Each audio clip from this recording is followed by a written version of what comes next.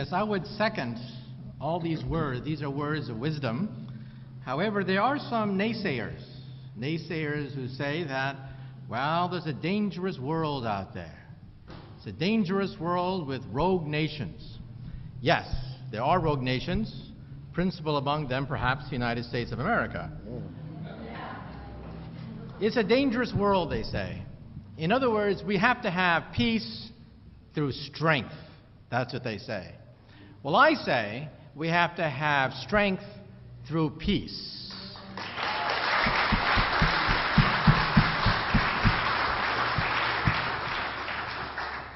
Now, strength through peace, what does that mean?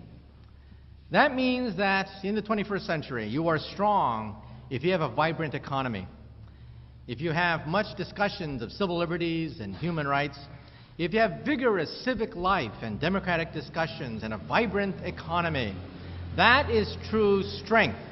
And it's not strength through war, it is strength that comes through peace.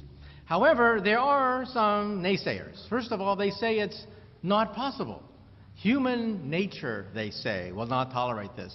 Well, look at the situation in Japan. There's some people here from Japan. And in Japan, there is a culture of peace. In the United States, in order to get elected, you have to show how tough you are. You have to show what a great He-Man you are to get elected in the United States. In Japan, sometimes it's the opposite. In Japan, the center of gravity is for peace. You have to show you're for peace in order to get elected, and many times in Japan. There's a different culture there. So it's not human nature. We have examples. We have examples of nations that don't have a culture of war, that have, in turn, a culture of peace. And so why is it, therefore, that the American people vote for a president with a tremendous military budget? Well, the number one issue in the country right now is Social Security. And the one question that everyone's asking right now is, there's no money. There's no money. What about health care? There's no money. There's no money. Well, what I'm telling you now is there's plenty of money. It happens to go to the Pentagon. We have a huge Pentagon budget. But then people say peace through strength. In other words, the politicians have to not only take credit for the past, but they also have to show how menacing the future is. My point of view is the politicians will fight progressive change with every tooth and fiber in their body until they realize that it's inevitable, then they take credit for it.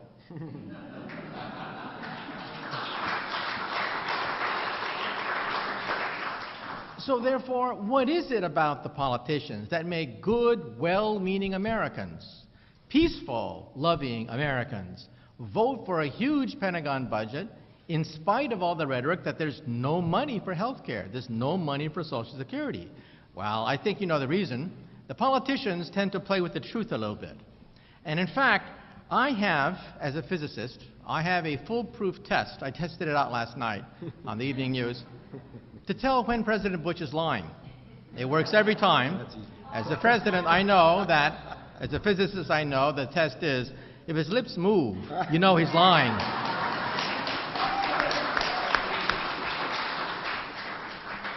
So if you look at public opinion then, so what is it about public opinion? What about the American people? Do they like war or do they like peace?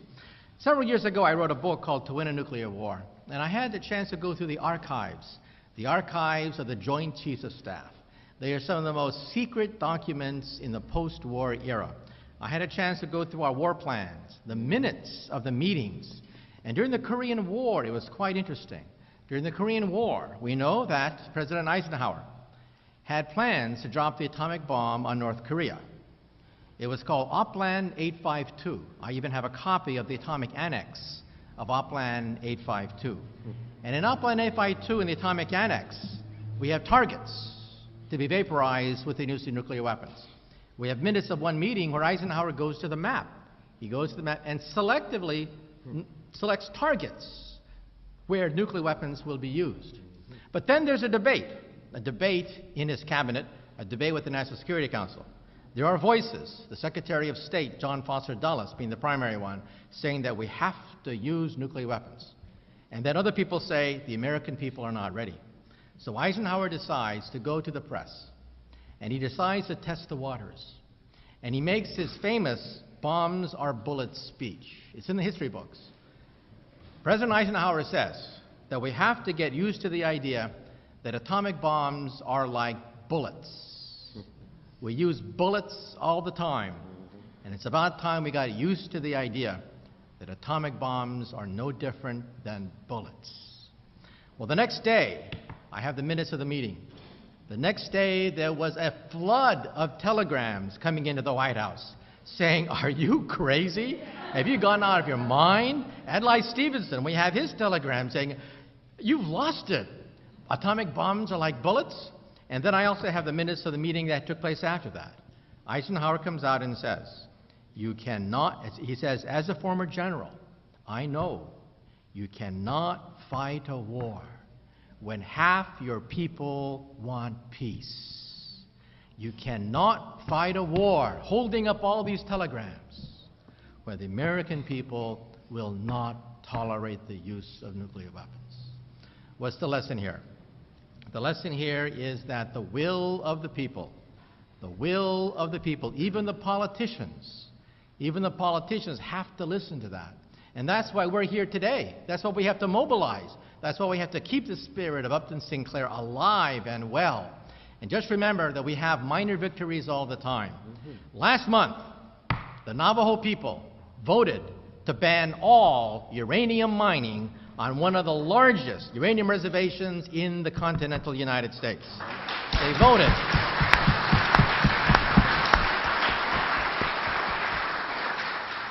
I should also point out that the Brookhaven National Laboratory had a document issued years ago stating that certain areas, Native American lands, should be declared a national sacrifice area to preserve the nuclear fuel cycle. Think about that. Native American lands declared a national sacrifice area. I think we should declare the Pentagon a national sacrifice area. And then the military has another document. It should be required reading. It's called Vision for 2020. It's on the web. Maybe you've seen it already. I paraphrase the Vision for 2020 of the U.S. Space Command. The head of the U.S. Space Command is now chairman of the Joint Chiefs of Staff.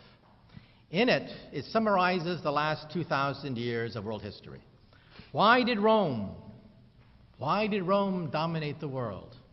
Because its engineers controlled good roads. Good roads meant good logistics, by which you can fight wars with tremendous logistical rapidity and flexibility. The Romans had good engineers. They controlled the land.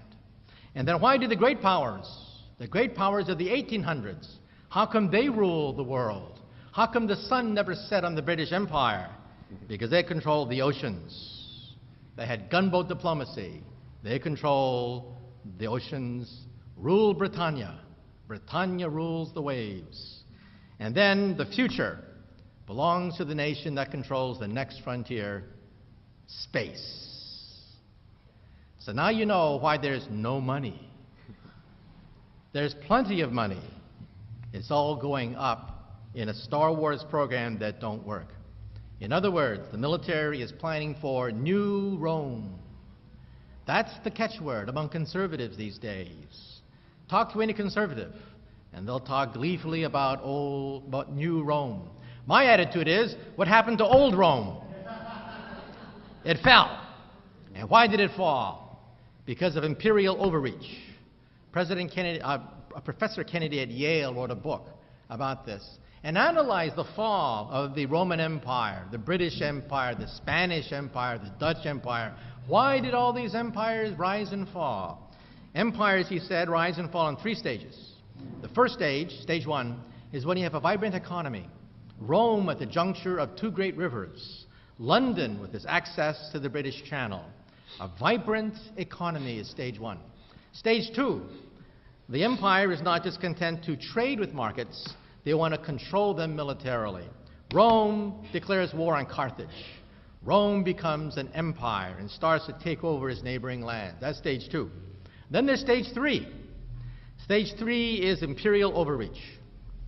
The military is spread so thin, so widely, that it corrupts the economy. It corrupts the spirit of the people. The people begin to bicker. The economy begins to fluctuate and eventually starts to decline. The goose that laid the golden egg, the economy, starts to get devoured by the war machine. And let me ask you a question. What stage are we in? Think about that. And let me end on one last note. Like I said before, there are small victories everywhere we go. The Navajo people have stood up. You also heard that a few months ago, the Canadian people decided to pull out of the Star Wars program. They saw a system that don't work. They realized that a ton of money is going to be wasted. They decided to pull out of the Star Wars program, even though the Canadian government has publicly voiced support for the Star Wars program. They put their ear to the ground, and the Canadian people said, no Star Wars. And that means less money, less initiative for the Star Wars program. And then let me just end on one last note. Of course, we do want a peace department that will hopefully study history the way it should be studied. According to Seymour Hersh of the New York Times, we know that President Nixon had a secret plan to end the war in Vietnam. That's why he got elected. According to Seymour Hersh, we know what that plan was. It was called Operation Duck Hook. The plan to drop 2 atomic bombs on North Korea in November of 1969. Operation Duck Hook was in 2 volumes, a blue cover for Volume 1 and Volume 2, with a jet aircraft taking off the surface of an aircraft carrier. Volume 2 had the atomic annex. In Volume 2, the appendix had the photographs of the sites where the 2 atomic bombs would be dropped near the border between North Korea and China. Many people have seen Operation Duck Hook and have since commented to the press about Nixon's secret plan to end the war in Vietnam in November of 1969. So why didn't he drop the bomb? Because in October of '69, 2 weeks before the November ultimatum, there were 250,000 people marching in the streets of Washington, D.C., saying, peace now, give peace a chance. And 2 weeks later, there was a second demonstration, sandwiching the November ultimatum, another 250,000 people. And according to Nixon's memoirs, he doesn't mention the atomic annex, but he says, quote, I could not execute the November ultimatum because he feared that these people would not be content to march outside the White House lawn. They'd march inside the White House lawn instead. The point I'm raising is something very simple, and that is there's one power more powerful than a hydrogen bomb. There's one thing more powerful than all our nuclear weapons, and that is the will of the people. And if we can tap into the will of people, then we too could have a culture of peace, we too could have a peace department, and we too could then make sure that our swords are turned into plowshares. Thank you.